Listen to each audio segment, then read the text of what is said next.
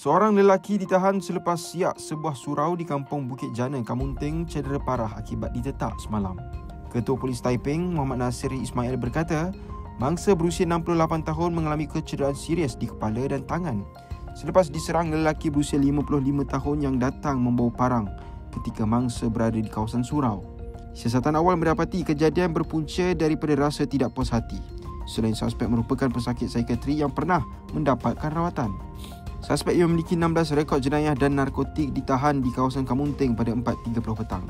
Ujian air kencing mendapati suspek positif morfin dan kes disiasat mengikut Seksyen 326 Kanun Keseksaan. Tahukah anda berapa kali jantung kita berdenyut dalam sehari? Hampir 100,000 kali. Dan masa tidur, kadar denyutan jantung adalah rendah. Jantung kita berfungsi seperti enjin. Ia sampaikan darah beroksigen ke seluruh badan berterusan dan mengeluarkan karbon dioksida. Bila darah tak berapa lancar ke jantung, akan menyebabkan pelbagai masalah kesihatan seperti darah tinggi, penyakit berkaitan dengan jantung dan lagi. Tesli Dungeon membantu melancarkan pengaliran darah. Ia mengurangkan bebanan jantung. Tesli, teman kesihatan anda.